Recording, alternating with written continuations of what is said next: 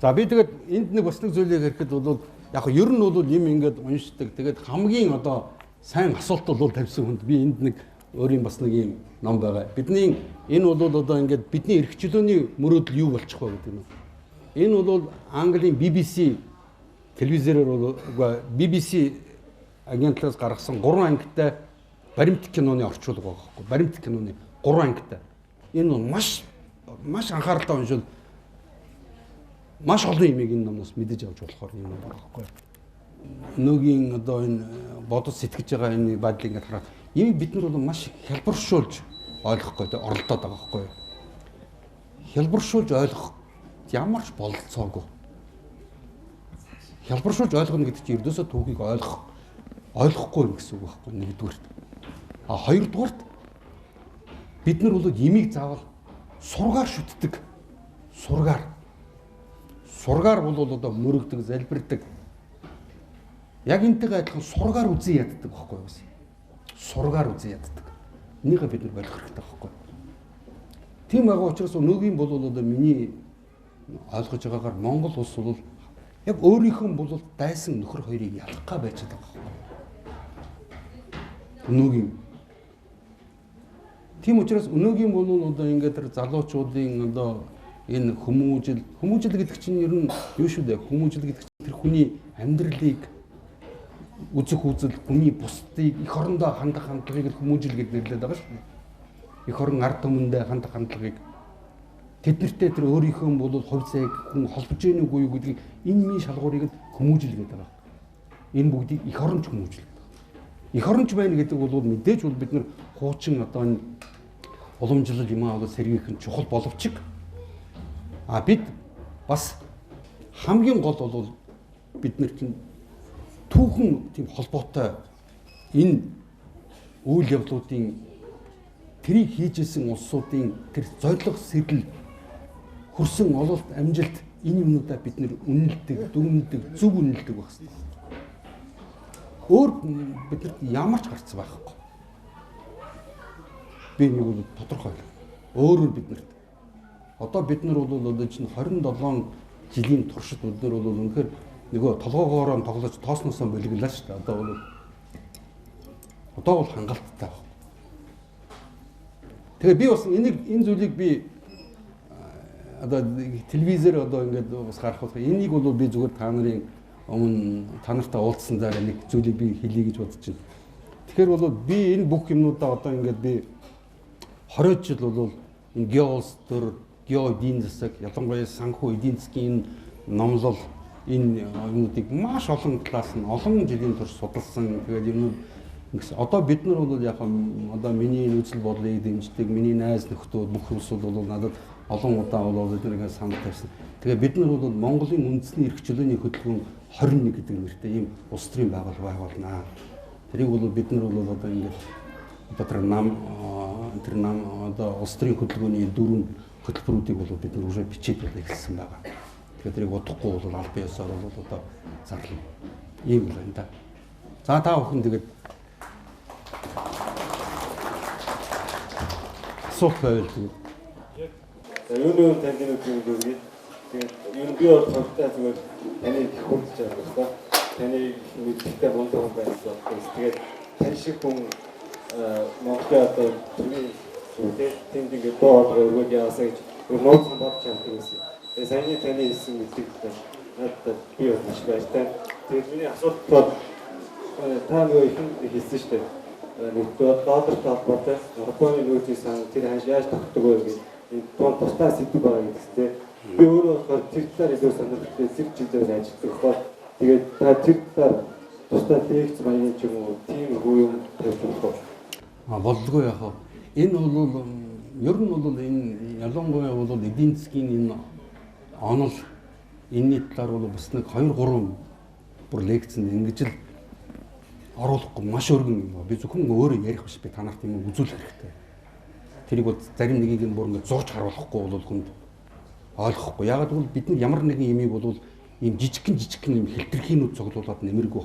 Энийг бид нар дотор талын логик холбоон дотор оруулж ижил бүтэн дүр зургийг олж харах хэрэгтэй байхгүй юу? Тэр бүтэн дүр зургийг олоод ингээд та нар харчтай юм бол энэ жижигхэн үйл явдлуудад та нарт ердөөс гайхахаа болчихж байгаа байхгүй юу? Ягаад гэвэл жижигхэн энэ үйл явдлууд, жижигхэн том үйл явдлууд гэсэн яг тэр логикоор яваад байгааг харж байгаа. Тэр логикийг л ойлгочих хэрэгтэй байхгүй гол нь. Өнөөдрийн бол одоо Монгол улсын энэ одоо урд нь бол одоо ямар байлаа те энэ бол энэ гөрнөөс урд бол ажилчны орон гэдэг Монгол улс чинь бол өөрийнхөө мал аж ахуйн бүх бол одоо энэ ширийг боловсруулдаг, гутал хийдэг, арс бэлдэж гаргадаг. Ер нь тэгээд энд чинь бол үйлдвэрлэлийн том бол одоо орон байлаа шүү дээ. Энд бол ганцхан бол арс ширэг гэхгүй. Тэгээд одоо чинь автосурын завод одоо мянган машины одоо чинь засварын газрууд тэгээд ер нь маш олон юм. Яг ийм одоо үйлдвэрлэл бид нар чинь нөгөө хөдөө аж ахуй аж үйлдвэрийн орн байж байгаад бид нар чинь аж үйлдвэр хөдөө аж ахуйн орн болох ийм зорилт тавиад дөнгөж явж ирсэн. Тэр үед бол үндсэндээ тэгээд 90 оны энэ ардчилсан хувьсгал гэдгийг бол би дахиад хэлээд энэ чинь нөгөө контр хувьсгал байгаа байхгүй юу? Тэр чинь та нар харж гэлж байгаа урд нь бол ингээд улс орнуудын бол хэвээ явж исэн имийг 2 сард бол ингээд хөмөрцнийг нь болшевикууд дахиад эргүүлсэн байхгүй юу? Тэгээд 90 онд чинь дахиад эргүүлчихэж байгаа байхгүй юу? Ийм л одоо хувьсгал байгаа байхгүй юу? Тийм учраас өнөөгийн бидний орсон байж байгаа одоо энэ манай эрх хөрөгчдийн бол одоо олон улсын валютын сангаас одоо хүчнүү зээл аваад байна гэдэг бол энэ хоёр ном чинь хоёулаа либерал ном байхгүй.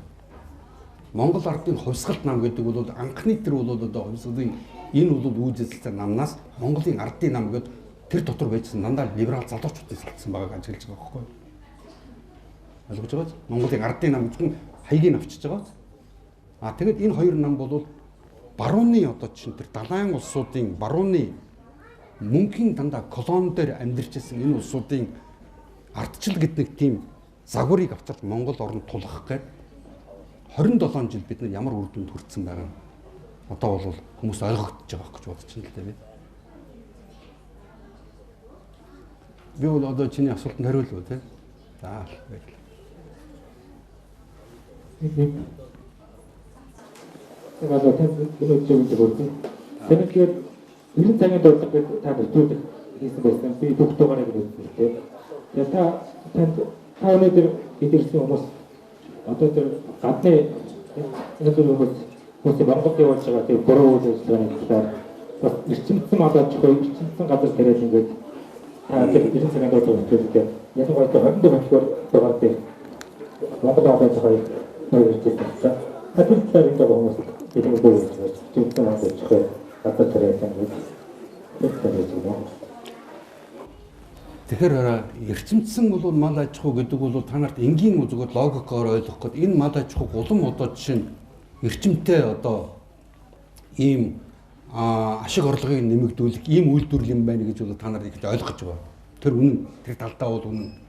Нүгэлэгдээ эрчимдсэн мал үйлдвэрүүд бол дандаа механикцсан, автоматсан, захиргаансан мал үйлдвэр байдаг. Тэр бүх малуудыг чинь нэг дор нэг олон ийм газрууд дээр нэг дор цуглуулах гэдэг байгаа тийм ээ. Тэгэд энгийн одоо манай малчин улсууд тэр эрчимдсэн мал аж ахуйг авч явах тийм байлаа гэж бодоход. Тэрний зөв бурууг нь бол дараа ярив. Байлаа гэж тэднэрт бол тийм хөрөнгө юуны болцоо бий юу? Байхгүй. Тэднийг зөвхөн цуглуулж байгаад Америкт бол үндсэндээ өнөөдрийн одоо ч хувийн аж ахуй гэдэг чинь байхгүй болсон шүү дээ өнөөдөр. Америкт бол би бас нэг хэдэн жилийн өмнө бас Incorporated Food гэдэг тийм одоо Америкийн баримт киног бол би өөрийнхөө сайтн дээр бол тавьсан. Хүмүүс та нарыг зарим үзсэн баг. Тэр чинь корпорацчлуулсан хүнс гэдэг. Тэр чинь бол одоо чиний тэр яриад байгаагаар бол эрчимдсэн мал аж ахуй, эрчимдсэн одоо газар тариалан энэ төр гэдэг байгаа чинь үндсэндээ бол тэр чинь капиталын талд нөгөө үндсэндээ ховшилж байгаагаа өөрөөр нэрлэж байгаа байхгүй да. Ховжилж яах гэдэг бол хувь улсуудыг тэд нэр ховжилж яах гэж боддоггүй байхгүй. Хувь тэр хөрөнгөтэй одоо хөрөнгө капитал гэдэг имийг санаанаасаа бий болгодог одоо чинь дураараа гардаг юм. Ер нь бол одоо мөнгө гэдэг бол мэдээ солилцооны хэрэгсэл. Санхүү гэдэг чинь бол маш том хүч хэрэгсэл зэвсэг байгаа байхгүй. Тийм учраас чинь тэр улсуудыг янз бүрийн болов байдлаар бол шахаж оруулаад тэгээ ялангуяа одоо чинь за ертөнцийн газар тариалан ингээд эвдэлдэг юм бол манай оронд чинь генийн өөрчлөлттэй хүнсний бүтээгдэхүүнүүд байж байна. Үндсэндээ тэгээд би генийн өөрчлөлттэй хүнсний бүтээгдэхүүнүүдээр бас манай төрийн яам намайг тэр ажлын хэсэг хуралдахтаа бол аваадсан л та. тэн дотор бол 8 9 хүн бол сууж яхад би ганцаархнаа нэг тал байгаа байхгүй. Тэд нар дээрээс өгсөн тэр зааврыг зүтгүүлээд байгаа байхгүй. Би тэрийг хэлс Монгол улс Америк шиг 300 хэдэн сая хүнтэй биш ээ. Монгол улс маш эмзэг. Ердөөсөө насны туссан улсууд нь 1600 орчим. Хэрвээ одоо чинь сонгогчдынхаа юугаар аваад үзвэл те. Тэгээ бусд нь хүүхдүүд. Бид нар тэгээд энэ бол одоо чинь манай бол байхад бол харцангуй онгон дагшнаар одоо байж байгаа. Ийм байж байгаа та нар Америкийн одоо чинь Канадын эдгээр чинь бол нэг л улсууд байхгүй юм гэхээр олон нэртэй болгож. Нэг л одоо ашиг сонирхлын бүлэгтэй. Энэ улсуудын имийг бол та нар ногоон овсгал энэ төргээд одоо манай залууч ногоон юм энэ өмсдөх гэдэг. Тэр чинь ойлгож байна уу? Намдаа өөр аргаар гэдэг. Имийг өөрөөр нэрлэдэг. Тийм учраас ер нь эфемизм гэдэг нэг ойлголт юм. Имийг дандаа өөрөөр нэрлэдэг байхгүй юу? Би ямар нэгэн өөрийнхөө зал санааг чамд гоё сонсголонтой сонсогдохоор гэхдээ миний зорилго байгаа гэдэг чи мэдэхгүй байгаа байхгүй ямар зорилго. Тэгж явуулдаг. Тийм учраас бол эрчимцэн мадаж хуу имийг бол бид нар мэдээж эрчимжүүлж болно. Гэхдээ тэдний бодож байгаа шиг тэдний хүсэж байгаа шиг тийм байдлаар хийхгүй байхгүй. Бид нар хамгийн гол манай иргэд байнгын орлоготой арга шахны иргэдэд ихтэй байх. Тэгээд монголчууд бол энэ эмзэг энэ хүн амын энэ бүтцтэй энэ оронд бол тэдний тэр бол туршигтаагүй бүрэн гүйцэд бол одоо дүгнэлт юмуд нь гараагүй байж байгаа энэ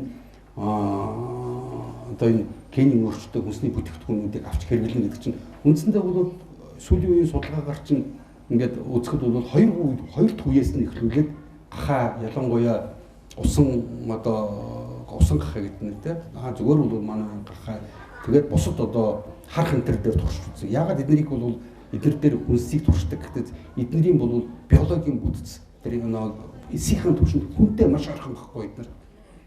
Тийм учраас эднэр дээр туршдаг. Тэгээд эднэрийг нэг туршаад үзэхэд бол ганцхан бол одоо чинь тэр генийн өөрчлөлтөд хүнсээр бол хооллож исэн юм чинь хоёр дахь үеэс эхлүүлээд үржихээр ячиж байгаа.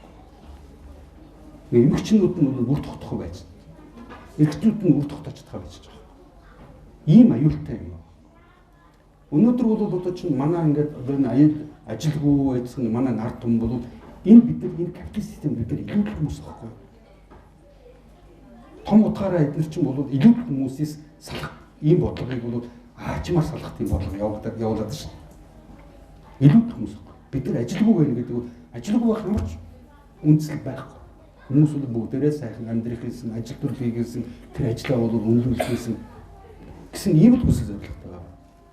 Тийм учраас бол одоо би бол өнөөдөр юу боддгоо заримдаа нэг ийм бодлоор шил манайх бол одоо Орос хятад хоёрын хооронд байгаа нь маш их хувь заяа байхгүй. Бусад юм далайн орон байсан бол байхгүй. Та нар манайхны нэг одоо улсуудын яриад байдаг шүү дээ. Далайн гарцтай бол Монгол улсад яад. Та нар гадаалан гарцыг ингээд гарах гот чинь тэнд бол одоо юу гэдэг хүмүүс энэ улсуудын төсөөлж байгаа шиг бүх юм нь бол амар шудрах тийм нэг тийм хинч юугаач ямар ч үнээр дураа өөрийнхөө өссөн үнээр зарцуулдаг дэлхийн зах зээл гэдэг тийм юм байх наа тийм том дэлгүүр байхгүй тийм юм байдгүй. А тэгээд бас нэг юм энэ дээр бол та нар одоо Сингапур гэж байгаа. Сингапурын бол ерөнхийлөгч юм байна. Төр засгийн тэргүүн юм байна. Сингапурын ерөнхий сайд гэж байсан шүү. Ерөнхий сайд ч мөн гүйцэтгэх цэцлэгийн дэрхэн шүү. Тэр чинь одоо хүртэл Британий эзэн хаан баг, хатан хаан баг шүү. Елизавета тийм үү? Тэгээд мэдээж. Тэгээд одоо чинь энэ Формозын ард гэж байсан. Одоо энэ чинь Тайван болгочиход энэ чинь. За тэгээд бол одоо чинь Макао чинь Хонконг байж чинь тийм үү? Эдгээр чинь үндсэндээ маш жижигхэн бол нэ витрин гэж одоо юу гэдгийг витрины ус байхгүй. Зөвхөн бол одоо чинь тийм жижигхэн газар нутаг дээр тийм гоё сайхан юмар залуучуудыг юм зүгээр хошгруулах тийм юм байхгүй.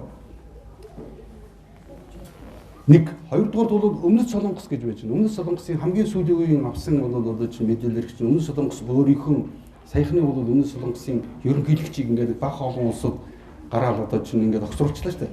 Энэ бол би юу гэж судлаачнууд харж байгаа. Энэ бол өнгө төвсгөлийн нэг хэлбэр байхгүй юу? Цэвэр өнгө төвсгөлийн технологи байхгүй юу? Гэтэл бол өнгө төвсгөлийн ямар технологи вэ гэдэг чинь та нар хэрвээ энийг одоо Өмнөд Солонгос чинь Америкийн нөгөө Пучин газар гаргах систем байгуулах гэдэг байгаа шүү дээ. Тэр бол хамгаалтын систем гэдэг бол тоглооны систем байхгүй юу?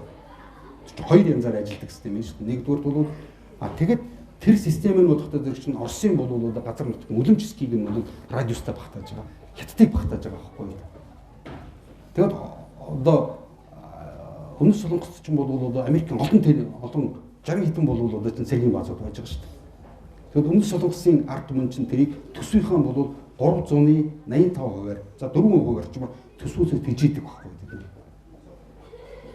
Тэр харийн армийг нэг Наполеон хэлсэн алдартай үг шүү дээ. Хэрвээ өөрийнх нь армийг тэжээхийг хүсэхгүй байгаа ард түмэн харийн армийг л тэжээдэг байна.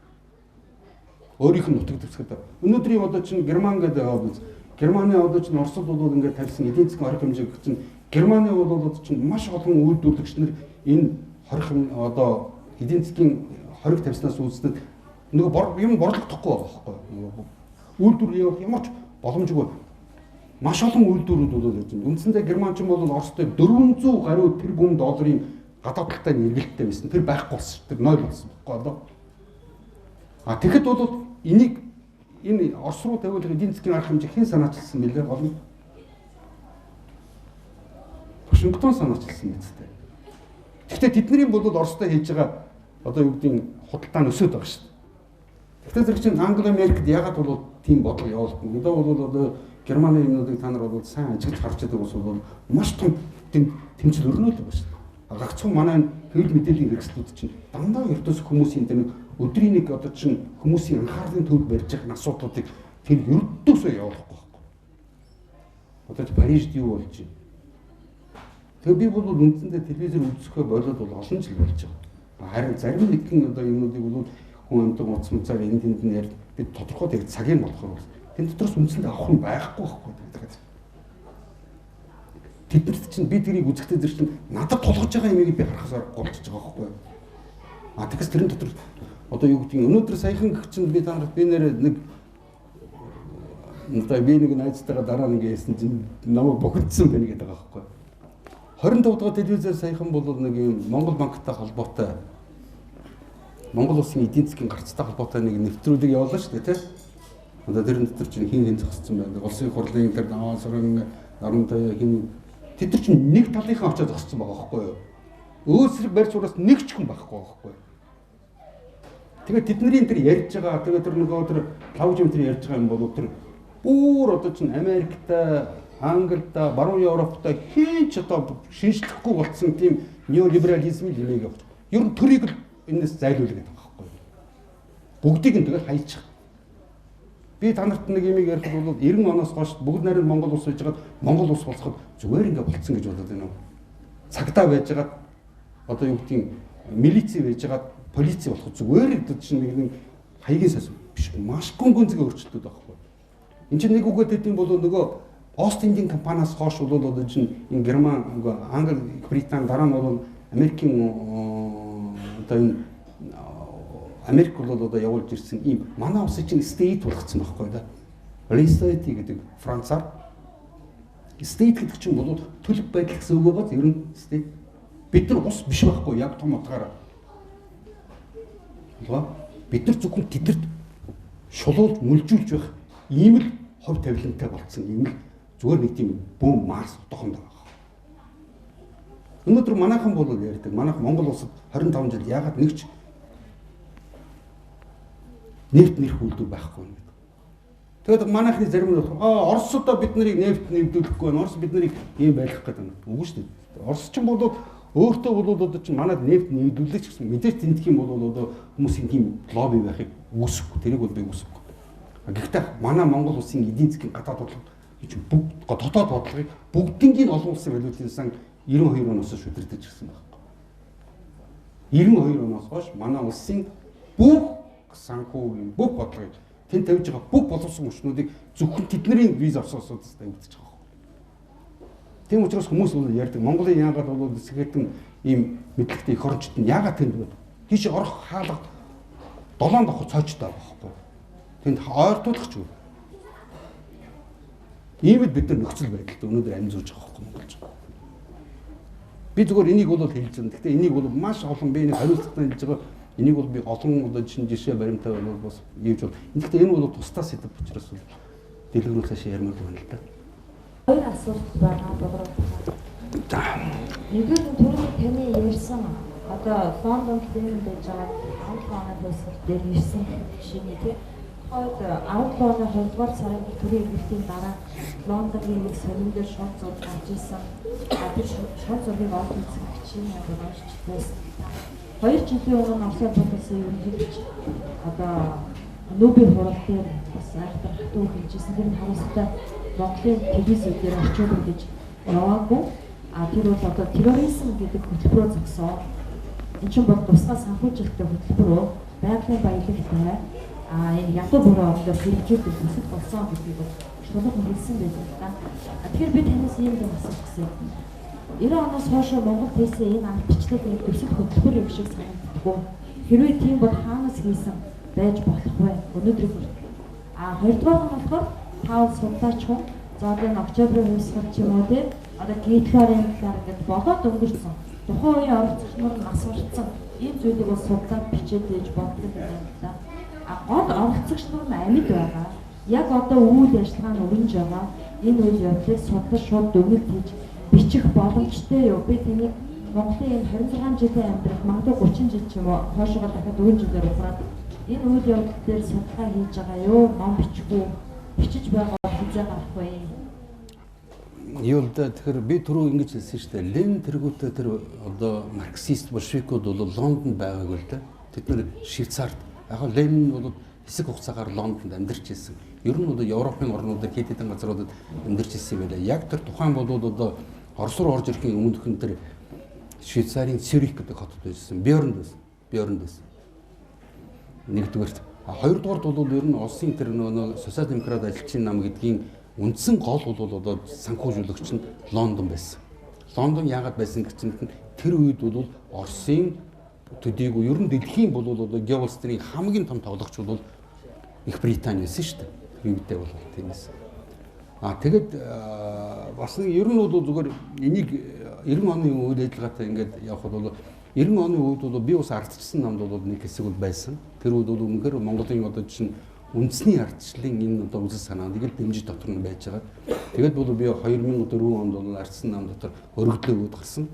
Энэ танаа намын бол явуулж байгаа энэ бодлого бол Монгол үндэстний эсрэг байна гэдэг. Би энэтэй чинь олон удаа би бас УЗХ-ийн гишүүн хүртэл байж үзлээ. Тэгээд бол би тэн дотор бол тэр хүмүүс дотор байх юм уу гэсэн чинь тэр дотор өрдөөс эх оронч хүмүүс надад харагдахгүй байсан. Бид нар бол одоо чинь нэгтэй нэг фракц болоод ингэж явах. Ямар ч тийм бол гэгээ гарах. Үнэхээр тийм учраас би өөрөө бол албан ёсоор юм 2004 он гэсэн шүү дээ. Би тэгтээ тэнд нь бол яг ерөнхийд нь очиж зүгээр тэдний тэр одоо үйл ажиллагаа тэдний албан тушаал бол хуваарлах юмд нь би тэр зүгэлдэгчгүй байсан тэд нар. Тэд нар бол үндсэндээ нэг цүнх хэрэгч нартай юу хуваарлдаг шүү дээ. Хүнийг ямар нэгэн мэдлэг боловсралтай гэхээс нь илүү хэн надад дуулууртай гэдэг энэ зарчмаар хуваарлдаг гэсэн байхгүй. Одоо ч гэсэн тийм байна. Нэгдүгээр хоёрдугаарт бол ер нь бол ингээд тэр 90 оны ялангуяа бид нар ч нэг Оросоос өмнө бол ардсан хувьсгалыг хийсэн нөгөө манай зарим одоо юу гэдгийг гинэн тэв ус үү шүү дээ. Тэв гэдэг чинь ойлгож байгаа та. Тийм усууд багтаа зэрэг чинь 300 жилийн турш монголчууд эрхчлөөгөө олж авлаа энэ төр гэдэг. Та нар өнөөдрийн байдлаар бид эрхчлөөтэй улс орн байна. Байна уу? Тийм мэдрэмж төрж гин үү? Байхгүй байхгүй байхгүй болчих. Боломжгүй байхгүй. Бид нар ер нь яг үндсэндээ бол одоо хэрвээ би дахиад дэлхийн улс орнуудын дотор нэг хэсэг нь бол энэ жижиг улсуудыг жижиг гэлтгүй бүгдийг зажлан гудрах сонирхолтой. Тэр хүчнүүд байсан цагт эзэж жижигхэн улсууд дангаараа байх болцоогүй байхгүй. Та нар бол одоо ингээд ялангуяа 90 оны ихлээр бол тэр Афганистан цэрэг оруулсан. Тэгээ чеченүүдийн чимж манайхан ч юм бол чеченүүдийг дэмжиж их оронч одоо тэднийг Оросууд бол орж чадчихна гэдэг чинь тиймээс. Одоо өнөөгийн байдлын чеченийг харалтаа тэр Рамзан Кадыровын толгойлсон чеченийг тэнд чинь бол үнсэнд оролдсон, нуран болцсон хүн ам нь бол бүх хүн амын бол тал шахуу нь бол гадаадад өрөөд гарсан ийм улс л орн байсан. Тэгэхээр тэдний бас л одоо чинь улсууд юу бас бид нар тусгаар чеченийг ухад тусгаар тогтоож болно л доо. Гэвч эцэг чинь тусгаар тогтноод өөрийг бүрэн өөрийгөө аваад өөрийгөө хамгаалаад авч явдаг. Хэрэг тусгаар тогтнодын бол миний улс төрийн дайсны түвшин засвар болчихж байгаа юм. Миний улс төрийн дайсны би улс төрийн дайсны түвшин засварыг бэлдэж өгсөн дээрүү би өөрийнхөө нөлөөнд авсан дээрүү. Тэгээд та нар өөрийнхөө хил дээр өөрийнхөө соёлоор өөрсдийнх нь юмар амьдрал би та нарт амьдрах чинь туслая гэж байна. Тийм л баг. Ердөөсөө тийм учраас бол одоо чинь тусгаар тогтно гэдгийг бол ярихдаа энэ утга санааг цаа зорилгоор ойлгох хэрэгтэй. Тусгаар тогтно гэдэг бол олон янзын тэр бол тэр ард түмэн бол өөрийнх нь тэр язгуур соёлыг авч үлдэх. Тэр өөрийнх нь үгдээс зулгандсан үнэт зүйлээр амьдрах. Өөрсдийнх нь хувь зээл. Тийм үү? Шийдэх ийм л үгүй. Тэгвэл мэдээж ямар нэгэн бол улсын том улсын нөөд одоо чинь нөмөр нөөлгөнд багтаж байдаг. Өнөөдөр та нар бол Латви, Литв, Эстоныг харалт. Эзгүй болсон байна. Одоо ч Латвиг харахад яг манай улс шиг ус. Улсын бол одоо тэр улсуудын тал хувийн нуулгатаа зэрэг чинь тэгээд гадаад дотоодын орн руу одоо чинь ажил хийх гэдэг ингээд яваад байна. Тэд нар улсууд эргэж ирэхгүй гэж байгаа юм. Яг бол тэнд чинь Лондонд одоо юу гэдэг нь Австрийн Венд очиод ингээд хар буруу бүх ажлуудыг хийгээд тэгээ явж байна. Тэгэхээр тэдний хүүхдүүд нь тэнд төрөлдөг. Тэнтгийн хүмүүс. Өнөөдрийн Монгол хүмүүс гэж бодож байгаа хүмүүс. Өнөөдрийн Монгол улсууд тэр чинь гадна талаа биш. Би бол яг үндсэндээ бол ярихад хүн мэдээж цус болж байгаа хүний цус. Гэтэ хамгийн гол нь дотор талын зүрх сэтгэл нь багхгүй. Хамгийн гол нь шийдэж байгаа. Тийм учраас Монголын төлөө цаглах зүрхтэй гэж ярьдаг. Цусыг нь цусны ариун нэг юм уу гавлын хэмжээгээр нь боддог. Нөгөө тэр расын онлоор явдаг тэр ус биш шүү дээ. Тийм ба. Нэгдүгээр, хоёрдугаар ер нь тэгээд 90 оны энэ үйл ажиллагаа чинь дандаа гаднаас нь зохион байгуулсан ийм тагнуулын тусгай ажиллагаа байна. Та нар ажиглахаар хамгийн манайхны бол ардчдын тодорхойлогчд нь дандаа баруун Украинд сурсан улсууд байна. Польш сурсан улс байна. Өнөөдөр та нар Украинд ямар юм болсон? Хардаа. Тэгээ 1956 хүртэл чинь тэднэртэй хөөцөлдсөн байгаа байхгүй. Тэр Латви, Литвийн тэр нөгөө ах トゥ нар гэдэг Лесния братья гэдэг нэртэй. Тэд нар чинь баруунаас бол дандаа одоо яадаг санхүүжүүлдэг, удирддаг, турхирдаг, дэмждэг тийм бол байгууллага байсан. Тэгээд 56 хүртэл. Өнөөдөр бол тийм л байгаа байхгүй. Тэд нар чинь зүгээр нэг тийм. Тэгээд социалист систем хамгийн анх яаж задарсан? Польшоос их задарсан шүү. Польшийн солидарность. Польшийн одоо тэр солидарностын улсууд нь бол өчнөө бол ярилцлага хийсэн шүү. Тэр Лех Валенси гэдэг чинь бол урд засгийн коммунистийн үед чинь бол мөн мэдээлэгч байсан сайхан гарсан шүү. Манайд бол одоо энд бол ирээд тэр Асимыг толгойлж ирээд байж байгаа тэр Дональд Туск чинь бол одоо тэрний өвөг дээдс нь бол юу байсан баг шүү. Фашист байсан баг. Харин СС-ийн багтаар байсан баг. Польш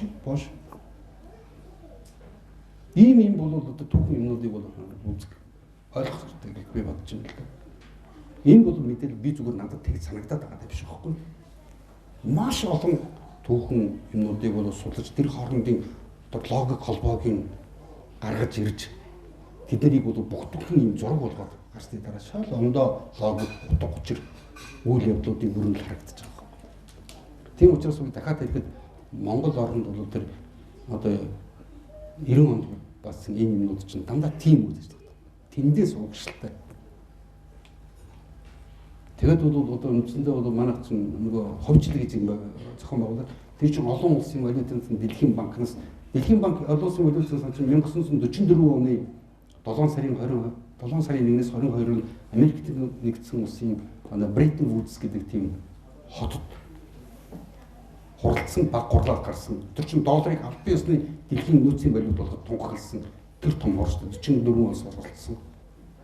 Тэгээд тэрийг бол Сталин тэр хурал өөрийнх нь төлөөлөгчдийг явж оролцуулж тэр хурдын үйл ажиллагаанд оролцуулсан боловч 1945 оны одоо 12 сард Оросын одоо энэ парламент тэр үеийн бол нөгөө Оросын дээд тэргүүлэгчдийн дээд зөвлөлийн хурал гэж байсан шүү дээ. Тэр нь бол сойрхон бодлоо байхгүй. Нэгүгээр тэгээд Сталин тэрэн дээр бол одоо юун дээр юу гэсэн шүү дээ. Одоо Черчиллийн нөгөө Фултон хэлсэн хөдөн дайныг зарлж хэлсэн үг шүү дээ. Та нар ихлэ бод 1944 онд гэдэг чинь дэлхийн 1-р дайн дуусахаас өмнө Англи Америкуудын хамгийн гол зорилго бол юу эснийг та нар ойлгож байгаа. Дайн дуусах нь хин яах вэ гэдэг нь тодорхой болсон байгаа. Тэр чинь зөвхөн цаг хугацааны тухай болсон байгаа. Тэд нар бол тэрний дараах мөнгөнийхөө асуудлыг тогтож авч байгаа.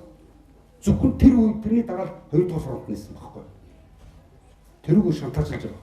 Тэгээ ер нь бол та нарыг зүгээр энийг ингээд уншихад бол зүгээр надад бол тэр Winston Churchill-ийн бол Нобелийн шагнал авсан дэлхийн 2 дугаар англи 6 бодвол 1949-с 53 онд бол англи хэл дээр хэлэгдсэн. Зургуулаа надад байж байгаа. Тэр бүх юмнуудаас нь тань унших хэрэгтэй байна. Тэрийг ойлгох тэр үе юм. Гэхдээ би бол яг үндсэндээ би зүгээр их дараа нь олж авсан мэдлэгүүдтэй ингээд харьцахад тэрэн дээр бол одоо юу гэдгийг Churchill бол бүгдийг нь яг жин үнээр бичээгүй юм л дээ. Жин үнээр нь. Яг одоо тэр англи хэлтэй улсуудаар хандж хэлж байгаа шүү.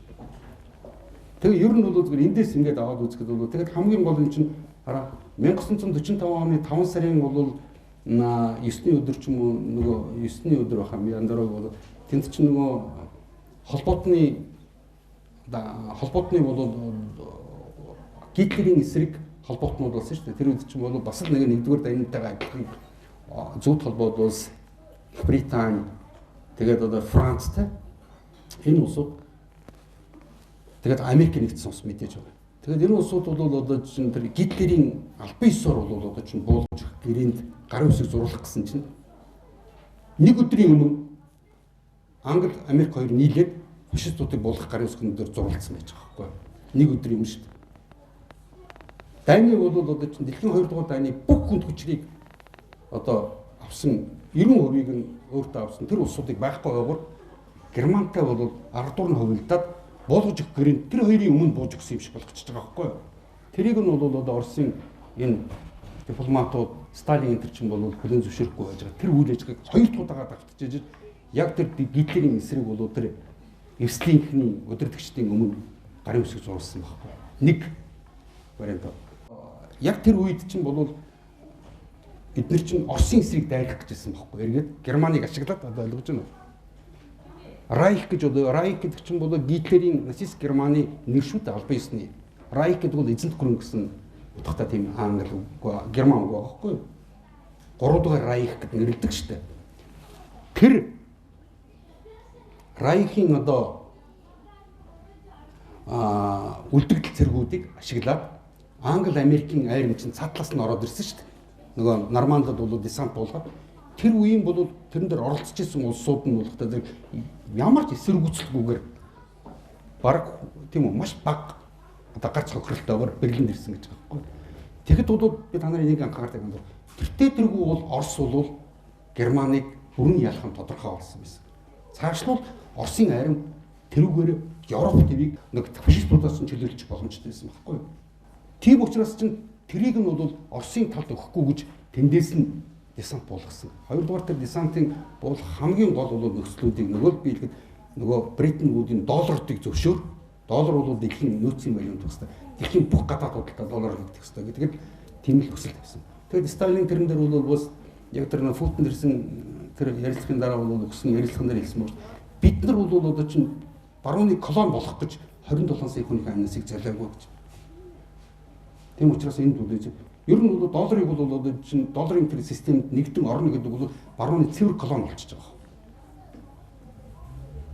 Ойлгож чинь тэ тэгтээ зэрэг чинь яг гэдэг бол ямар ч ард түмэн ямар ч хөдөлмөрлөд тэрнээс хийж байгаа хөдөлмөрийн эцсийн бүтээгдэхүүн манай улсын бүх баялаг тэдний зохиосон юмар үнэлэгдэх болчихно, илэрхийлэгдэх болчихж байгаа байхгүй юу? Тэгтээ зэрэг чинь тэднийхэн тэр зохиосон юмыг чинь тэдний үнийг нь нааш цааш нь болгоод тэдний чинь үнэтэйч болгож үнгүүч болгож болчихж байгаа байхгүй юу? Тийм байдалд орж болдгоо. Та нар бол одоо ингээд Монгол улсын өнөөдрийн мөнгө нэгдэлтийг гараад тэрэн дотор тусгаар тогтносон улсын мөнгө нэгдэх ямар шинж тэмдэг байхгүй байгаа байхгүй юу? Тэрэн дээр зүгээр л гоё Шингисийн зураг байгаа болохоос тэр юугээр баталгааждаг, хаанаас гаргадаг байхгүй байхгүй. Бодож байна. Тэр тэгвэл урд нь бол энэ бол Монгол банк тийм үү? Монгол банк нь энэ бол одоо чинь юу одоо энэ алт металл алт одоо чинь бусад одоо юмар ингээд баталгааж нь гадаад улсын валютаар баталгааж гэсэн тов тодорхой байгаа байхгүй. Өнөөдрийн Монгол улс төрийн ганц баталгаа нь Америк доллар шүү. Ийм нөхцөлд чинь бидэрт ямар ч гарц байхгүй, боломжгүй байхгүй. Нэг ухаантай хүн хэлсэн байдаг шүү. Монголчууд одоо ингээд санал өгөөл одоо янз бүрийн санал өгөөл нэг гимиг нэг болохгүй юм нэг л янзаар хийгээд байгаа мөртлөө өөр дүн хүлээн гэдэг бол атгын тэмнэн шинжиж хэлсэн байна. Нэг л аргаар оролдоод байгаа шүү. Тийм учраас энэ бүгдээс гарахын тулд чинь бид нар энэ бүгдийн тэр үзэл санааны удирдлагаас нь гарах хэрэгтэй байхгүй юу? Тэгжээж бид нар сая нөгөө гэгээ хонглын үзэлт гэгээ хасж байгаа байхгүй юу? Тэгэхээр эднэрийн энэ аргаар нэг засах гэд ямар ч боломжгүй байхгүй юу? За би ингэж хэлэх байна да. өдрийн өдөр тэгээд старкын намайг өсвэй санахчгүй. За. Ингээд ийм агнж авч ирсэн. Бүрээсээ фэйсбүүкээр өнөөдөр энэ хүн 14 ном бичсэн байх. Та өргөжлүүлээд орчуулахгүй. Яг энэ асуултыг бол надад хүмүүс олон тавьдаг л да. Би яагаад ном орчуулад ингэсэн чинь ном бичиж чадахгүй дээ биш үү? Гагцгүй хамгийн харамсалтай манайхан өөрснийгөө сонсгоо байцсан байхгүй. Монгол хүний сонсгоо байцсан байхгүй. Орчуугаасаа нэг болж асууж байгаа шүү. Тэгээ яг би ерөнхийдөө Старикийн бүх номыг уншсан. А тэрэн дээр бол байж байгаа ихэнх том би санал нэг байгаа. Маш бодтой тийм. Нэг Бернард Шоу хэлсэн байдаг ч та. Дэлхийн түүхэнд бүтээгдсэн бүх тархины явуулга 80% нь англи хэл дээр байдаг байхгүй. Ягаад гэвэл тэд нар угаасаа тийм хүмүүлийг социалын ус байгуулж үзээгүй байхгүй. Өнөөдрийн бол одоо чинь Америк, Английн одоо эдийн засаг баг чинь хүмүүс нь бичээд байгаа шүү дээ. Бид нар чинь 99% 1% нэгээд байгаа шүү дээ. Нөгөө Occupy Wall Street-ийн бол одоо чинь урай лозонгод нүртэн юм байна шүү дээ. Тэр 99% чинь өнөөдөр бол зөвхөн зээлээр авч ирүүлж байгаа байхгүй да. Зээл гэдэг бол хүнийг хамгийн хүлцэнгүй байлгах хамгийн том боолчлтын дөнгө байгаа байхгүй. Миний хувьд бас глобал экономик судалгаа гэдэг нь хэдийгээр асуудалтай үгийг сонсоор байгаа. Өнөөдөр энэ Монгол улсын тусгаар тогтнол бол яг глобал экономикийн одоо бодлогын үр дүн бий болж үргэлжлэж байгаа. Тэгэхээр өнөөдөр хэдийгээр нөхцөл таны үйл чинь Евразийн эдийн засгийн холбоо бидэрт ямар чөлөөтэй байх вэ? Цаашдаа өнөөдөр ямар үйлсээр оролцож явах зүйтэй гэж таардаг вэ? Хоёрт Монголоор хамтын аюулгүй байдлын гэрээний орнууд байна. Дагуур сабэстэн бичээс гэсэн. Энэ байгууллага бид ямар байдлаар хангалттай вэ? Цаашдаа энэ бидний одоо глобал экономик бодлого Монголын оролцоог яаж хангах ёстой вэ? Хамгийн сүүлд 36 онд Оросын зүүн солиотой байгуулсан харилцан бас протокол байна. Сүүлдээ энэ маань одоо дайрын хамтын ажиллагааны гэрээ болоод үргэлжлээд явж байгаа. Гэхдээ энэний үргэлжлэж байгаа нөхцөл байдал бол одоо их хэрэгцээтэй байна. Тэгэхээр эдгээр нөхцөл байдлыг та социалчийн хувьд товч хийх. Дээр нь Монгол улс бол НАТОгийн гишүүн биш гэхдээ түнш байна. Энэ түншлэл биднэрт ямар ирээдүйтэй ямар ач холбогдолтой байж одоо Монгол улсын тусгаар тогтнол нөлөө үзүүлэх боломжтой вэ? Хамгийн сүүлийн асуултаас нь эхлээд хариулъя л да. НАТО бол үндсэндээ барууны орнуудын нөгөө нэгдсэн айр шүү дээ. Тэрийг бол 1949 онд бол дэлхийн 2 дугаар дайны дээрсэн би түрүү нэг цогц дурдаад өнгөрсөн. Тэгээд Уинстон Черчилль тэр дэлхийн 2 дугаар дайн дууссаны дараа Германы айрам өөрийн болоод Европт бол орж ирсэн айрмуудыг одоо Францын айрам, Германы айрам нөгөө Германы фашистуудын үлдэгдлүүд гэсэн үг шүү дээ. Тэдний зэвсгийг нурахгүй байжгаад Орос руу иргэд дайрах гэсэн баг шүү дээ. Тэгээд тэр чинь unthinkable гэж тийм болон appreciation гэж тийм нэртэй одоо санаанд багтамгүй явдал гэдэг нэртэй. Та нар бол одоо чинь Оросоор немыслимый гэдэг тийм цэргийн операц зохион байгуулах гэсэн байхгүй юу? Нэг үгээр хэлбэл түншээ ялалчаад гарын үсэг зурангуут нь ширээнээс босоогүй байхад нь араас нь хутгалах гэж оролцсон байхгүй юу? Тийм учраас чинь бол энийг бол Сталин одоо чинь бусад бол одоо чинь Европын энэ одоо энэ социалист одоо энэ үзэлтэй энэ улсууд бол маш дундраас нь мэдээ одоо янз бүрийн мэдээлэл өгсөн учраас маш хурдан болол одоо тэр Европод бол байрлаж байсан тэр үеийн тэр сар хэдхэн сарын хугацаанд бол байрлаж байсан тэр Оросын цэргийн армийг шүүхгүй маш хурдан одоо тэр анги салбаруудаа бол нэгтгэж тэгж сая тэр ийм одоо араас хутгах шах тэр бол хүний санаанд багтамгүй ийм ой гутам ажиллагааг заслан зогсоосон байхгүй юу? Та нар бол юун дээрээс Википедиа дээрээс үзээрэй. Тэр үн байна лээ би үзсэн. Гэхдээ тэр бол зөвхөн тэрийг бол мэдээлэл авахмаар. Тэрийг бол гүнгэнзгийн судлаа гэдэг юм бол энийг бол англи дээр их хурдан гарсан байгаа. Би бас олж авсан. Энэ бол яг англи дээр бол тэгээд ер нь бол Winston Churchill бол 1945 оны тэр Потсдамын гэрээ одоо 2 дугаар 3 дугаар сарын ихэр бол өөрийнхөө тэр штабуудын дарга нарын зөвлөл гэдэг юм дээр бол тийм үүрэг өгсөн байт юм байна. Тэр ихтэй зэрэг чинь энэ 2 дугаар дайн дуусангууд эргээд Орос руу барих төлөвлөгөө боловсруулах гэж. Тэгэхээр генералууд нь бол тийм төлөвлөгөө боловсруулад Winston Churchill өгсөн байна. Тэгээд тэд нар болохтой зэрэг чинь бол Европод бол нэгдүгээр очсон байсан энэ холбоотны айрамуудыг одоо чинь Английн айрам, Америкийн айрам одоо бусад бол одоо чинь Германы одоо фашистуудын үлдэгдлүүдийг нэгтгээд нэг айрам нэг өдөрлөгт оруулаад тэгээд Оросыг бол гиндүүлэн дайрья гэж. Тийм бол төлөвлөгөө гэж. Тэгээд тэр чинь бол би дахиад хэлээд unthinkable гэж байгаа байхгүй юу? Unthinkable operation гэж байгаа. Тэр чинь энийг бол Оросоор немыслимые операции гэж байгаа. Монголоор болохтой зэрэг чинь санаанд багтамгүй юм ажиллагаа баг. Санаанд багтамгүй гэд нэрлсэн баг. Ийм ажиллагаа болсон. Тэгэд энэний дараа болохтой зэрэг бол би төрүүчийн нөгөө залуугийн асуултанд ингээд ирэхэд нөгөө 49 онд НАТО байгуулагдсан шүү дээ. 49 онд НАТО байгуулагдсан 53 онд Варшавын гэрээний улсууд тэрний эсрэг хариу болгож байгуулсан байхгүй юу? Тэгээд 1990 онд чинь 90 онд Варшавын гэрээний улсууд одоо чинь татан богдсон шүү дээ. Өөрснөө татан богдсон. Тэгэхэд одоо бот НАТО байгаад байгаа биз? Одоо бол өнөөдрийн байдлаар чинь коммунизм байхгүй болсон шүү дээ тэд нэр. Тэгэхэд одоо чинь НАТО яагаад байгаад байна?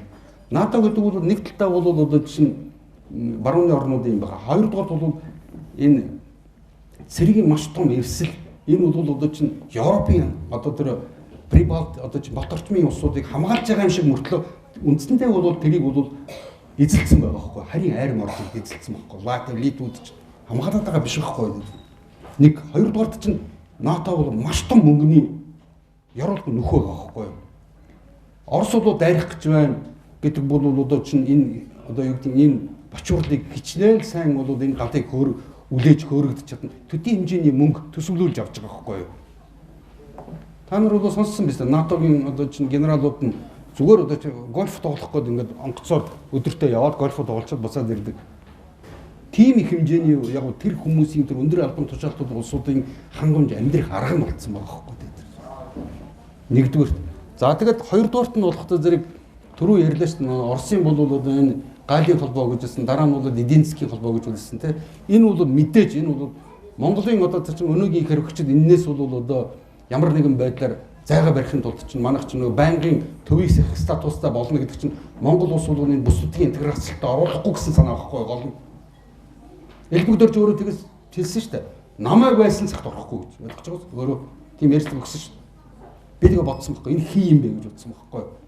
Намайг байсан цагт гэж байгаа. Монголын ард түмний ашиг сонирхох гэсэн шүү дээ. Тэгээс нэг хүнийг байсан цагт. Зүгээр яг хөө тэрийг бол би элбэгдэрж хүнийх нь гэдэг. Би зүгээр тэр ус төрчийнх нь тийм байр сууриахын эсрэг бол би тэрний тэр хэлсэн үг яавч эвнэрч чадахгүй л дээ. Ер нь бол ингээд би дахиад хэлээ ш. Бусад улс орнууд бол дангаараа байх ямар болцоо. Манай улсууд чинь ямар нэг юмыг за үйлдвэрлэдэг чаддаг болчлоо гэж бодъё. Тэгэхээр чин тэрийг борлуулах газар байдгүй байхгүй. Борлуул улс орнууд тийм борлуулалтын зах зээлийг тавьж өгдөггүй байхгүй. Ойлгож байна уу? Өгдөггүй. Тийм учраас чин одоо чин одоо юу гэдгийг энэ улсад орнуудтай тийм эзэн засгийн харилцан бол одоо чин ийм сайн хөршин ийм юмд орж иж тэр улсууд маш хурдан нөгөө дэм-дэмэндээ дээсэрчэндээ гэдэг энэ бол логикоор өсдөг. Ийм учраас бол би бодохдоо бол одоо чин бүс нутгийн төрүүчийн чи бас ясан маш чухал асуудлыг хөндлөө тэр аюулгүй байдлын одоо юунд нөгөө тэ эвсэлт бол одоо бид нар нэгтгэх зүйл мэдээж тэр бол энэ бол манай бүс нутгийн ер нь бол байдаг шүү дээ. Бид нар нэг хүний газрын юунаас өөрийн газрын одоо таньдаг чөтгөр дээрээ гэж ярьдаг. Бид нар нэгдүгürt би зүгээр ингээд одоо судлаачийн хувьд надад нэг юм бодол мэдрэмж байнга төрдөг. Монгол хүн Европыг таниагүй байхгүй. Европыг. Үндсэндээ нүүр тулаад 100 жил болж байгаа байхгүй. 100 жил. Бид бид нар өдөөсөө тэр та нар одоо юу хүсэж байна нөгөө нэг Sherlock Holmes-ийн одоо юунууд тэгээд одоо Dickens-ийн янз бүрийн детектив зохиолуудыг уншиж байна уу? Аа? Тэгээд тэр зохиолуудыг зүгээр яг тэд нар адал явдаг. Тэд нар ямар нэг муухай боддгийг та нар тэр зохиол дотроос хардаг үз. Тэд нар чи яг одоо бидэнд манайх руу явуулж байгаа бодлого дотор чи яг тэд нар чинь суудсан явж байгаа байхгүй. Би зүгээр л тэр нацийн тэр менталитетийг яриад шүү дээ. Менталын яриад байхгүй тэр чинь. Түүхэн бүр өөрийнх нь одоо хүнсний кодонд нь бичигдсэн юм яриад шүү дээ. Тэгээд тэр дотор чинь бол дандаа хөрөнгө мөнгөний төлөө бие бинийгаа устгах, ах дүү нарын алах. Дандаа тийм бол одоо чинь цэвэр англиски одоо англи аллах гэдэг нэг тийм одоо Агаста Кристийн зохиол байдаг шүү дээ. Би зүгээр тэрийг бол бас уншдаг байсан. Тэгээд тэр дотор надад хамгийн тэрийг уншиж байгаа тогтоо надад ямар бодол мэдрэмж төржсэн гэж эдгээр ямар муухай орсоотой гэж бодчихсон байхгүй юу. Тийм учраас чинь нөгөө Черчилль чинь бол бодохдоо зэрэг чинь нөгөө Оростой бол хамт Оросоор эхлээд өөрсдөө дайн өдөөчөө. Хамаг хүнд хүчнийг нь Оросоор үүрүүлчээ. Оросод нөгөө ленд лизер чинь маш их юм зарчаа. Тэгэхээр 8 тонн алт авсан байгаа байхгүй оронд нь. 8 тонн алт гэж боддоо. Тэр үед бол Оросын бол одоо чинь зүүн Украин одоо энэ Беларусь одоо энэ Прибалтикийн улсууд тэгээд одоо Оросын одоо энэ эдийн засагт учруулсан хохир нь асар их олон тэрбум долларын хохирол учруулчаад тэгээд Оросд хинч туслаагүй байхгүй гэдэг. Ойлгож байгааз? Орос 27 сая хүн амьсаа алдсан гэж байгаа. Тэрний бол одоо чинь фронт дээр нэг 11 сая орчим хүн байна. Бусад улсуудыг нь бол зүгээр нөгөө фашист улсууд эзэгдсэн байсан улсуудыг нь зүгээр геноцид хийгээд алдсан байхгүй. Тэгээд тэрийг бол бас Германы нэг түүхч саяхан бичсэн ном гарсан байна. Би одоо тэр нэрийг нь бол санахгүй. Тэрэн дээр бол урдны 3 дугаар Райхийн бол хийж явсан нэгдүгээрт бол тэр хүний бичсэн 2 3хан санаа байж. Нэгдүгээр Гитлер чинь яг герман хүн байгаагүй юм шүү дээ. Австри хүн байсан байхгүй юу? Австри. Германы бүр канцлер болохтой ч гэсэн австри хүн байсан байхгүй юу? Сонин байгааз? Нэг хоёрдугаарт бол дорн дахир руу хийсэн энэ бол одоо дайн төрөмгийд бол 30 сая хүнийг дор хаяж устгах тийм дайн байсан. Урд нь бол дэлхийд дээр дайн болж исэн олон 100 мянган удаа. Гэвч тэр дайн бол ердийн дайн хүнийг нь устгах тийм зорилго тавьж байгааг байхгүй. Одоо бол та нар одоо чинь ингээд байгаа Украины одоо чинь одоо фашист арчлагчд нь юуд орилоод байна гэсэн чинь Оросуудыг та нар бол монголчууд орд үнүүд гэж орилоод байгаа үстэй. Бид нар болохоор европчууд гэж орд. Тэгж байгаа шүү дээ бид нар чинь. Оросуудыг бол одоо чинь англичууд, Оросууд одоо юу гэдгийг энэ барууныхан одоо энэ ялангуяа энэ Европт үеийн тэр баруун Европынхан бол харахтаа тэр чинь монголууд гэж харж байгаа байхгүй энэ орд үнүүд гэж харж байгаа. Мэдээж бол манай энэ Оросууд олон 10 жил бол хамтдаа байсан. Тэгээд одоо чинь манай түүхэн шалтгааны удаас чинь маш олон бол одоо чинь Аз цус холилдсон ийм улсууд. Тэгээд бидний чинь яг үндсэндээ маш олон юм дээр бид чинь нэг өнцгөр юмыг хардаг байхгүй. Тэгээд яг одоо Орос чинь 134 ястан үндэстэнтэй ийм том холбооны улс байгаа шүү дээ тийм үү. Тэгээд тэднийг жинхэнэ Орос хүн гэдэг ингээд ярихад бол хүнд нэг тийм нэг өр нэгэн улсууд байдаг байхгүй юу. Юмд өрөвддөг, юмыг хайрладаг. Because тэдний юм бол одоо юу гэдэг нь бусад та нар бол барууны орнуудад төгссөн улсууд мэдж байгаа. Гагцгүй мөнгөөр хардаг шүү дээ. Бид нар ээж аваагаа бол одоо чинь баримт нь орцуулаад ээж аваагаа асрамжийн газар тавиад өгчөж байгаа юм. Тэдний үед нормал тэдний тийм байхгүй. Энэ бол байх л шүү дээ. Ингэж л байсан. Урд нь ч ингэсэн одоо ч би ингэ таашдаж ингэж ийн гэсэн ийм л байлаа. А тэгэхэд бол бид нар бол ондоо байхгүй. Бид нар чинь Аз, Евразийн ард өмнөд байхгүй. Бид нар ондоо байхгүй. Бид нар бол үг дээдсээ сонсдог, хүндэлдэг. Тэднийхэн төлөө амьдрдаг усуд байхгүй. Тэгэхээр чи бид нар бол ердөөсөө юм одоо юу гэдгийг түүхэн бүр ментальны ондоо усуд байхгүй. Имийг амьдралыг үзэх бидний байр суурь, бидний ёс суртахуун. Тэдэрт ёс суртахуун гэж юм совест гэдэг үг байдгүй гэж боддог юм байдгүй. Тэгээ ийм л миний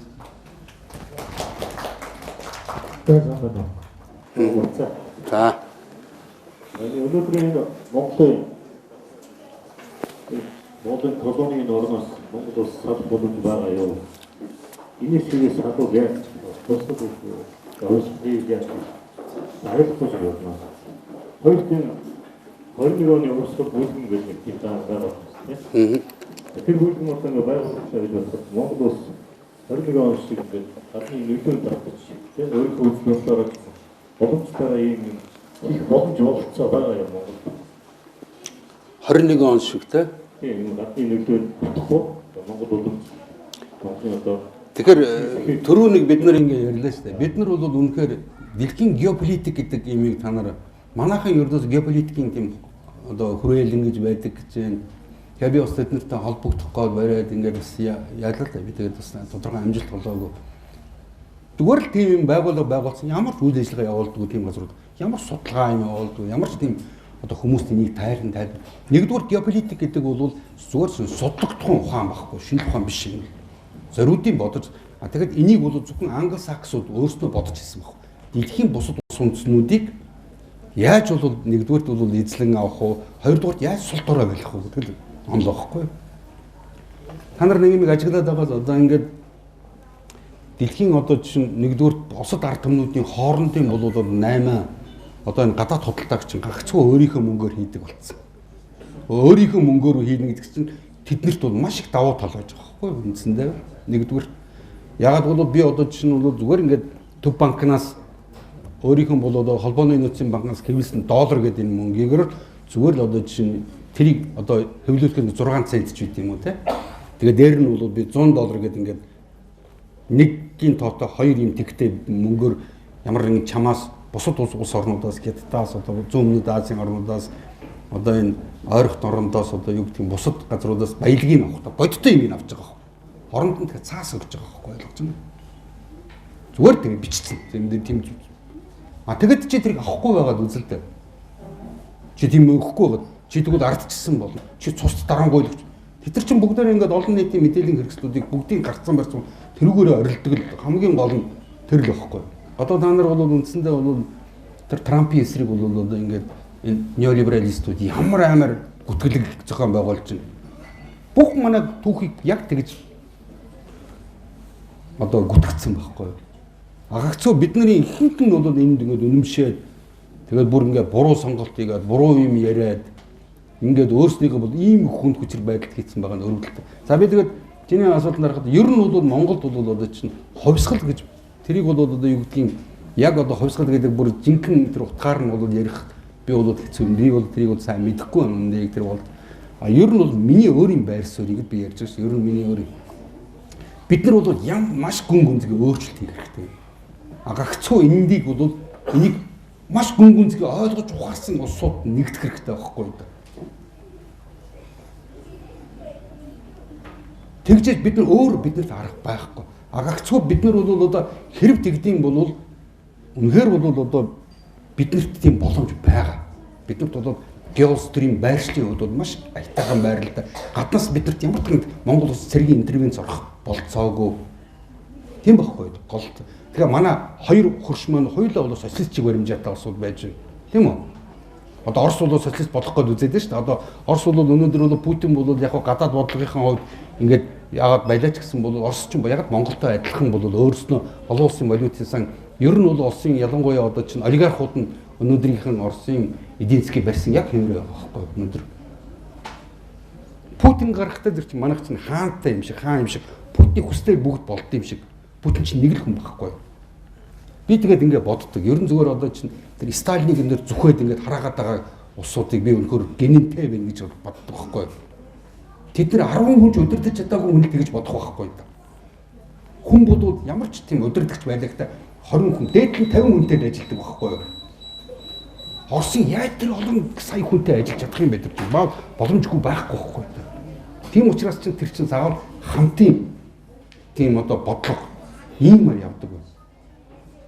Тийм учраас бид нар ер нь бол гарцаагүй энэнийг бид нар зорилгоон болгоод тавихаас мэдээж бол алга хөрвүүлэхийн хооронд энэ болохгүй. Миний зүгээр харж байгаа миний зүгээр одоо чинь бодож байгаагийн хамгийн гол бидний одоо чинь дотоод энэ тэмцлийн хамгийн нэг том саад нь болохоор манай дотоодынхын нэг генентэнүүдтэй тэмцэх хэрэгтэй байхгүй юу?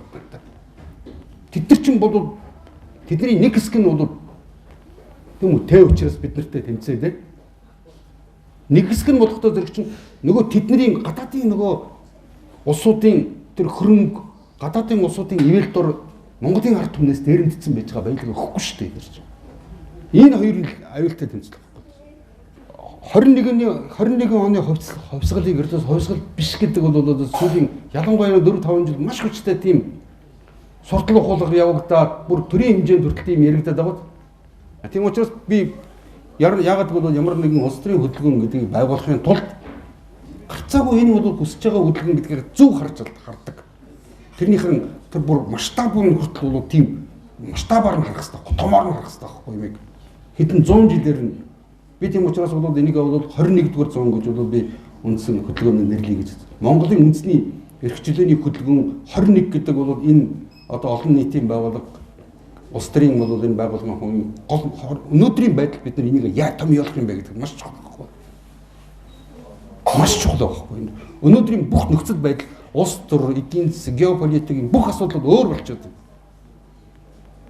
Өнөөдөр бол одоо ингээд харахж байгаад бол манай одоо энэ намын чимэнд энд сууж бас нэг сайн нийтлүүлэгчсэн Монголын сэхэтнүүд хаана байна гэж тийм үү. Өнөөдөр бол яг зүгээр яг би тэднэрт бол одоо янз бүрийн шалтгаанд байдаг л бид нар тийм дөрвтэй бол одоо чинь роман түүх юм бичүү 25 инч байна уу? Байхгүй шүү дээ. Том болов бүтээл бол байхгүй.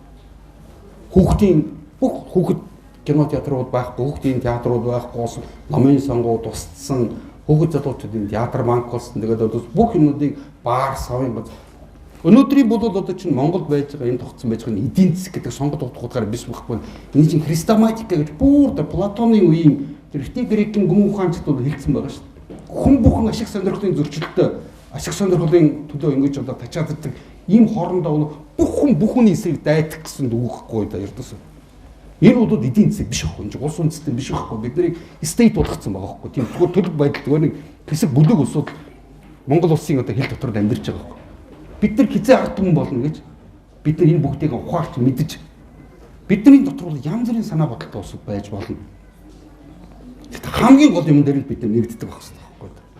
Жижиг юм байж болно. Хүний бол одоохондоо ойлгоогүй юм байж болно. Эсвэл өөрт нь янз бүрийн шалтгаан байж болно. Гэхдээ энийг бид нар хоош нь тавиад хамгийн гол юм дээр бид нар нэгдэх хэрэгтэй байхгүй. Тэгэхээр маш сахилга бодтой ийм бол хүчин байж л яждаг. Тэгэхээр одоогийн бол одоо энэ манай энэ нам ер нь гэдэг чинь бол үнэхээр мафиозын зохион байгуулалттай байгаа байхгүй тэр чинь. Зүгээр өдөөсөө тэнд нь бол юу гэдгийг ховчлаар бусад аргаар мөнгө хөрөнгөцсөн хэд нь бол тэгээд тэр намын тэр бүх хаан толны худалдаад авчиж байгаа байхгүй. Тэр өөрийнх нь одоо юу гэдгийг тэр хүн мөнгөнд дэлж байгаа учраас яаж бүжгэлэх хөрхийг тэр шийдэж байгаа байхгүй. Ийм л байдал руу бид нар улсаа орж болохгүй байхгүй. Ингүүл бидний бодож санаж ирсэн юм ямар ч утгагүй учиргүй болж байгаа байхгүй. Тэгээд өнөөдөр ямар нэгэн одоо чинь одоо тийм үйл ажиллагаа явуулахын тулд чинь заавал биднэрт бол өнөөгийн одоо энэ мөнгөний нийгэмд өөрөөр явуулах аргагүй болчиход байгаа байхгүй. Өнөөдөр харин би бол баярлалаа гэж хэлэх байна. Баярлалаа гэж хэлэх байна. Энэ аз хор энэ номын дэлгүүр бас биднэрт бол ингэж байр саваа гаргаж өгч бидний өснө уулзч ярилцах энэ боломж тавьж өгсөн та нарт бол баярлалаа гэж хэлэх байна. Энэ номыг хэвлүүлэхэд манайд бол гадаад дотоод сурж байгаа. Тэгээ ер нь бол Монгол иргэд маань бол тусалсан нэр бүхий улсууд биш үү. Тийм учраас бол тэр улсуудын бол одоо үнэхээр энэ чин сэтгэлийн тусалж байгаагүй нөхцөл бол энэ гарах боломжгүй байсан шүү гэдгийг. За сайн байна. За би энэ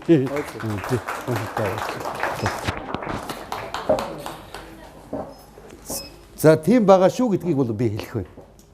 Тэгэхээр бол энэ номыг яасан. Тэгээ тэрнээс гадна бол бас тэд нар нэг зүйл өөрсдөө санаачилсан байгаа. Тэр юу хөтэ зэрэг манайд одоо оюутан одоо энэ залуучууд маань бол одоо улс орны байдал хүнд байна. Тэгээд бас орлогогүй байж байгаа энэ улсууд зөвхөн оюутнуудад ийм номын сан бид нар нээ гэсэн. Ном эндээс миний одоо эхний ном явж байгаа. Гэхдээ ганцхан миний ном байна гэсэн үг шүү дээ. Цаашдаа бол энэ мэдээж номын сангийн эхлэлийг нь одоо ч миний орчуулсан хэдэн номнуудаар эхлэе гэж байгаа. Тэгээд тэд нар улсууд бол одоо чинь энэ улсуудаа уулзаад тэгээд энэ улсууд яг ямар зарчмаар ямар шалгуураар яах нь бол би мэдэхгүй байна. Тэгээд тэр улсуудаа аваад энэ номыг аваад одоо өөрснөө үнгөө гэрээрээ аваад уншаад буцаагаад ингээд гэдэг ийм бол залуучуудын дундаас юу явуулъя гэсэн юу байна да. Тэгээд бас нэг ном захиалсан улсууд биш үү? Ерөн зүгээр яг номыг захиалж авъя гэж бол янз бүрийн байдлаар утас муцаар ярьсан, Facebook хүмүүсээр ярьсан. Тэр улсуудын юмыг болохоор дараа энэ үйл ажиллагааны дараа гарч байгаад бүгдээрээ шийдээ. За яа. Тий. Тий. Тэгэхээр бол энэ дотор бол яг энэ чинь угаасаа юуны газар учраас энд байж байгаа бас нэг хэдэн нэг 20-30 ном өгсөн байгаа хэвээр. Эдний дэлбэрийн нэмэгдэлтэй өмнөр нь авах хүмүүс ийл тэгэл аваад. Угаасаа энэ ном айгүй яг хөө бидний нөгөө хөцөд байдлаар айгүй баг цөөхөн хөвлөгдсөн баггүй да. Тийм учраас бол энэ бол одоо юу гэдэг нь зарим урд нь бол саяхан та нар ингэж байгаад өнгөрсөн жилийн хугацаанд болохоор манай үндэсний мөнгөнд дэмжигтийг доллартай харьцах шиг 2 дахин унагцсан байж байгаа зү тийм үү? Зүгээр тэр үеийн байдалтай ингээд аваад үзсэн бол 1912 2012 оны үед чинь бид чинь 1250 байсан шүү дээ тий. Одоо бол ийм болгоцсон байгааг та нар анзаарч байгаа биз дээ. Тий. Ийм л байгаа шүү. За ингээд та бүхэнд бол дахиад бол баярлалаа. Тэгээ яг хөө ер нь бол тэгээд бид нар ингээд бас тодорхой хугацаанд бол өөрснөө ингээд бичлэг хийдэг болоод бас гуулцдаг, ярилцдаг. Тэгээд энэ номыг уншсны дараа болохоор бол бас тодруулах, барих тэгээд одоо хилцүүлэг маргаа мэтгэлцэн бол бид нар явуулж болно шүү дээ угаасаа. Тийм учраас бол тийм бол үйл ажиллагааны энэ зөвхөн эхлэл нэмшүүл гэж хэлэх байна да. За ингээд та бүхэнд амжилт хүсье.